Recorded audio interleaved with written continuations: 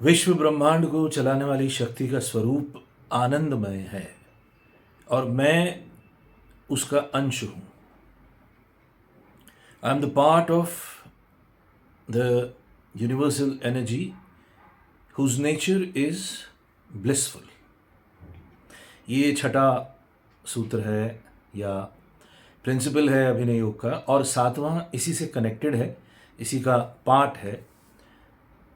वो है मेरी अभिनय यात्रा का लक्ष्य है आनंद, जो मन के पार है।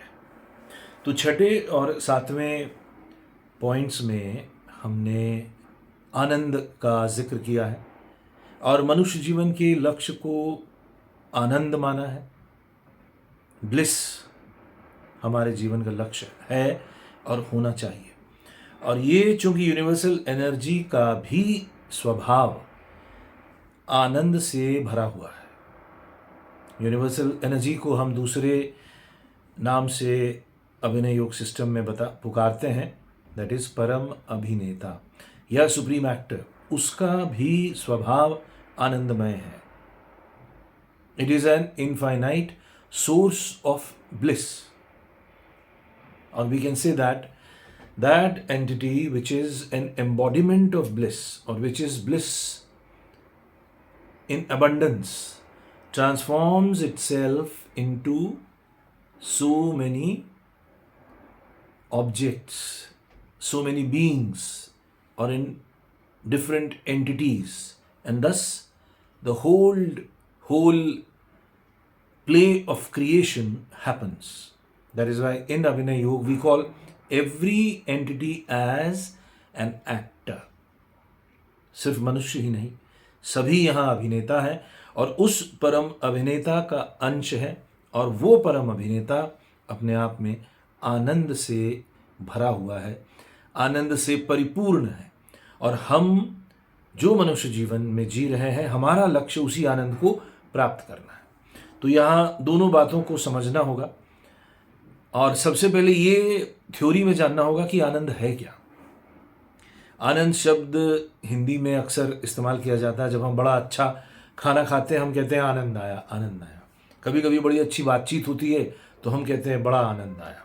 किसी मित्र से मिलने के बाद जो डिलाइट या एक हैप्पीनेस का एक्सपीरियंस होता है तो हम कहते हैं आनंद आया। तो ये भाषा में, साधारण जीवन में, प्रयोग में इस प्रकार से लाया जाता है। बट जब हम इसको और गूढ़ लेवल पे समझते हैं कि आनंद है क्या, तब हमें काफ़ी और चीज़ें समझनी होंगी। सबसे पहले ये समझना होगा कि जब हम आँख से दिखने वाले संसार को और अपने जीवन के अनुभव को देखते हैं, उस पर विचार की रोशनी डालते हैं, तो हम इस निष्कर्ष पर पहुंचते हैं कि जीवन में हम कुछ भी करें, कैसे भी जिएं, कोई भी रास्ता अपनाएं, कितने भी बड़े क्यों ना हो जाएं, कितने ही पैसे वाले क्यों ना हो जाएं, कितने ही विद्वान क्यों ना हो जाएं, महान से महान हमारे पास विभूतियां क्यों ना हो जाएं, बट हमारा जीवन द्वैत यानी इस डुअल नेचर से ही चलता रहेगा, जिसे हम सुख और दुख कहते हैं, या जिसे कई लोगों ने पेयर्स ऑफ ऑपोजिट कहा है। इससे आप आंख से दिखने वाले संसार में बच नहीं सकते। ये एक घोर सत्य है, इसको पहले स्वीकारना पड़ता है। हमने अभिनय योग में जो इससे पहले की बातें कही हैं, उसमें भी हमने सकारात्मक और नकारात्मक दृश्यों का जिक्र किया है, और उसको वो देखते देखते दृश्य के माध्यम से धीरे धीरे और उस पर होश का प्रकाश डालते डालते वो दृश्य के पार दृष्टा तक पहुंचने की बात कही है। तो अगर कोई विचारशील व्यक्ति अपने आप से पूछे कि क्या इस जीवन में, इस सुख दुख के पार कोई जगह है, कोई अनुभूति है, थ्योरी में तो हम कह लेते हैं हाँ, आनंद एक बात है जहां सुख दुख नहीं है, लेकिन आनंद है अनंत सुख। सुख की हमारी कामना है, सुख की हमारी दौड़ है, सुख की हमारी चाहत है। हम दुख को नहीं चाहते, दुख हमें मार्ग में मिलता है सुख के। जीवन का अनुभव ऐसा है, हम जो भी करते हैं वो सुख पाने के लिए करते हैं, लेकिन हमारे अनुभव में दुख आ जाता है। तो इसका नतीजा क्या हुआ, इस विचार का नतीजा क्या हुआ कि दुख पैरेलल चल रहा है, दुख सुख के साथ लगातार कंटिन्यूसली चल रहा है। आज आप नई गाड़ी खरीदते हैं, आप सुखी हो गए। गाड़ी में ज़रा सी एक खरोंच आ गई, गाड़ी का पंचर हो गया, या 6 महीने बाद उसमें छोटा सा एक्सीडेंट हो गया, तो गाड़ी ही आपको दुख देती है। तो वो जो सोर्स है जहाँ से आपको सुख मिलता है, उसी सोर्स से आपको दुख भी मिलता है। ये जीवन का एक दार्शनिक अनुभव है जो उस व्यक्ति को प्रेरित करेगा या बाध्य करेगा कि क्या सुख दुख के पार भी कुछ जीवन है, क्या इसके बियॉन्ड कुछ है। तो जिन्होंने खोजा, हमसे पहले भी हजारों हजारों वर्षों से लोग इस धरती पर आए हैं और अपना अपना काम करके चले गए हैं, और बहुत सारी अच्छी बातें, बहुत सारी बड़ी बड़ी बातें कह गए हैं। तो उसमें आनंद का अनुभव सबका रहा है, और सब ने यही कहा है, जिन्होंने, जो वाइज लोग हुए हैं, उन्होंने यही कहा है कि जीवन का लक्ष्य फंडामेंटली उस आनंद को हासिल करना है जिस आनंद से आप आए हैं। तो जो बड़ी सत्ता है, जो बृहद सत्ता है, उसके बारे में तो दूसरे शास्त्र बहुत कुछ कहते हैं। अभिनय योग के पॉइंट ऑफ व्यू से जब मैं बात करना चाहूँगा तो मैं ये कहना चाहूँगा कि हमारे मन में पहले ये विचार बहुत स्ट्रांगली आ जाना चाहिए कि क्या मैं सुख दुख के बियॉन्ड जा सकता हूँ? क्यों दुख आ ही जाता है? आप अगर अपने 15 दिन का एक ये बना लें, एक डायरी में 15 दिन का चार्ट, 15 दिन की डायरी बना लें, और उसमें सुबह 6 बजे से लेकर रात के 12 बजे तक जो जो घटनाएं हो रही हैं, जिसकी वजह से आपके अंदर का जो इमोशनल वर्ल्ड है उसमें उठापटक हो रही है, और उसको आप लिख लें, तो आप पैटर्न में पाएंगे कि आपकी दृष्टि में दुख के मोमेंट ज़्यादा आते हैं। तो और सुख जिसे हम कहते हैं वो दरअसल मिलता तो है बाहर के जगत से, लेकिन यदा कदा भीतरी चिंतन से भी मिलता है। हम जब जब भीतर सकारात्मक सोचते हैं, हम जब जब भीतर आशावादी चिंतन करते हैं, तो हमें थोड़े से क्षण के लिए हम सुख से भर जाते हैं, और वैसे ही जब ये चिंतन नकारात्मक हो जाता है तो हम दुख से भर जाते हैं। तो अब सवाल यही है कि इस सुख दुख के पार कैसे जाएं।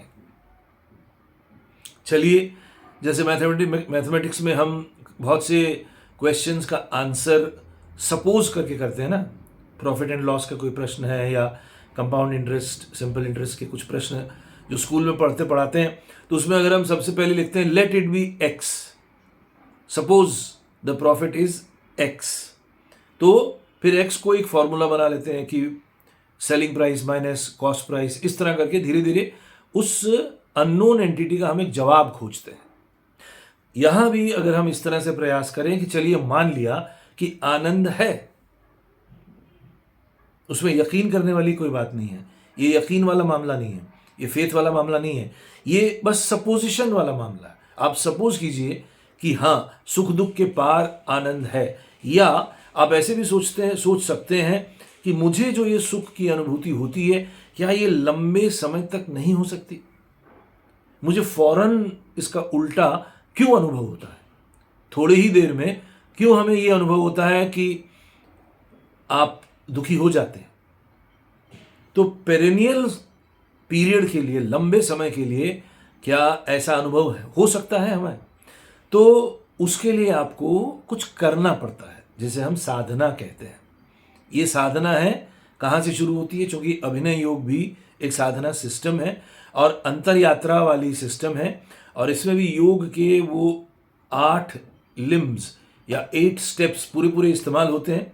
यम, नियम, आसन, प्राणायाम, ये 4 पहले हुए जो बाहरी जगत से कनेक्टेड है।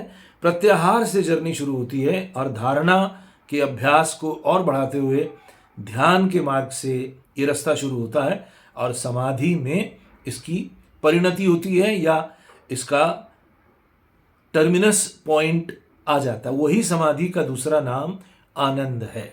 और ये समाधि क्या है, या ये आनंद क्या है? जब हम ध्यान और धारणा के अभ्यास से गुजरते हैं, अभिनय योग में भी मैंने कई सारी धारणा के अभ्यास का जिक्र किया है। उसमें अंतर जगत में आप एक एक रास्ता चुनते हैं, एक रास्ता बनाया, जैसे मैंने एक्शन और कट की ही एक विधि बताई थी, या हमने श्वास और प्रश्वास पर ही फोकस करने का या कंसंट्रेट करने का एक रास्ता बताया था। और उसके बाद जैसे ही जो आपका 24 घंटे का जीवन है उसमें आप किस तरह से होश पूर्वक जी सकते हैं, कदम कदम पर, हर स्टेप पर आपको होशपूर्ण रहना है। और धीरे धीरे जो बाहर का दृश्य है और भीतर का दृश्य है और आपकी जो श्वास प्रश्वास की क्रिया है उसमें एक एक यूनिफॉर्मिटी आ जाती है, वो एक लाइन में आ जाता है। तब वहाँ पे ऑब्जेक्ट और सब्जेक्ट का भेद नहीं रहता है, तब ऑब्जेक्ट सब्जेक्ट में मिल जाता है।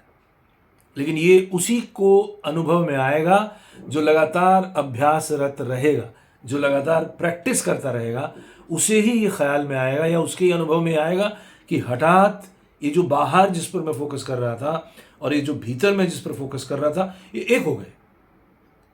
ये जो यूनिफाइड फील्ड बन जाती है यदा कदा और हठात बनती है। वाइज लोग कहते हैं कि इसमें आपके प्रयास तो शामिल हैं ही, पर इसमें ग्रेस भी शामिल है, उस सुप्रीम सेल्फ का, उस सुप्रीम एक्टर का ग्रेस भी शामिल है, तभी वो अनुभव में आता है, नहीं तो नहीं आएगा। ग्रेस इसलिए मिलता है क्योंकि आपने अथक परिश्रम किया, आप लगातार उन कोशिशों को कामयाब करने में लगे रहे। ये लगे रहना, ये कोशिश जारी करते रहना ही आपको इसका दावेदार बनाता है कि सुप्रीम सेल्फ का ग्रेस आपको मिले। साधारण जीवन में हमें मैं और तुम या मैं और ये दुनिया, छोटी छोटी अलग अलग चीज़ें जो आँख से दिखती है हमें, इनमें हमें भेद स्पष्ट दिखाई देता है। लेकिन जब दृश्य और दृष्टा एक हो जाते हैं, जब दृश्य और दृष्टा एक प्रकार से मिल जाते हैं, तो क्या होता है, मन नाम की जो सत्ता है उसकी दीवार वो गिर जाती है। एक प्रकार से मन का नाश ही आनंद के अनुभव को आपके सामने ले आता है। तो आनंद की अनुभूति में मन थोड़े समय के लिए समाप्त हो जाता है, या मन समाप्त हो जाना चाहिए, तभी आनंद की अनुभूति होती है। क्योंकि अंदर जो आपकी ओरिजिनल सत्ता है, अंदर जो ओरिजिनल स्टफ है, द लाइफ फोर्स, जिसे हम अभिनय योग में परम अभिनेता कहते हैं, उसे सेल्फ भी कहा जाता है, पुराने लोगों ने आत्मा शब्द का प्रयोग किया है, वो कंटिन्यूअस आनंद से भरा है। तो मन जो एकाग्र चित्त पहले हो जाता है, मन जो हजारों दिशाओं में भटक रहा होता है, उसको हम धारणा के माध्यम से एक जगह पे ले आते हैं, बिंदुभूत करते हैं, उसको हम पहले एकाग्र करने की कोशिश करते हैं। वहाँ पे हमारा एफर्ट काम करता है, हमारी स्ट्रगल काम करती है। लेकिन वो तभी आप स्ट्रगल करेंगे जब आपके मन में वो लक्ष्य क्लियर होगा कि मुझे आनंद तक जाना है। अगर लक्ष्य सिर्फ दुनियावी है, रुपया पैसा और बड़ा घर और नई गाड़ी और नया मकान और यही सब है, या बैंक में बैलेंस कैसे बढ़ाऊं, तब ये संभव नहीं है। आपको उन सब कामों से समय निकाल कर कुछ समय इस काम के लिए देना है, जिसे हम साधना कहेंगे। साधना है आनंद को पाने की साधना, साधना है परम को पाने की साधना, परम से मिल जाने की साधना। तो during that Sadhana, during the process, what happens, what can happen, what is the possibility, that possibility is the fall of mind. Mind as an entity can get dissolved. Now that is the beautiful moment. That is a beautiful experience of bliss. And for a beginner, it may last for 20 seconds or 50 seconds to 2 minutes or 5 minutes, sometimes half an hour. Now this phase is very interesting. अगर किसी ने 10-15 minute के लिए अनुभव किया तो उसके पास समय मेजर करने का कोई मापदंड होगा नहीं। जब वो उसमें गुजरेगा, वो एक तरह से मृत्यु को प्राप्त होगा, उसका अस्तित्व होगा ही नहीं, उसका शरीर स्थिर हो जाएगा। पहली क्वालिटी, पहला जो उसका रिजल्ट है, body has to become still, body will automatically become still.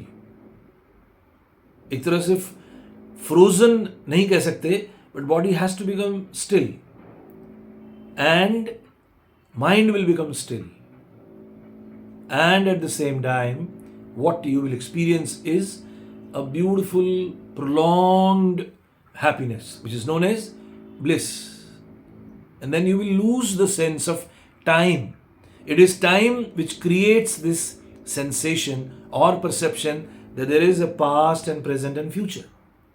Even 100% you can't be in present moment, for 100% present moment पे आप नहीं आ सकते, फिर भी उसमें 1 सेकेंड का फ्यूचर, 1 सेकेंड का पास्ट रहेगा।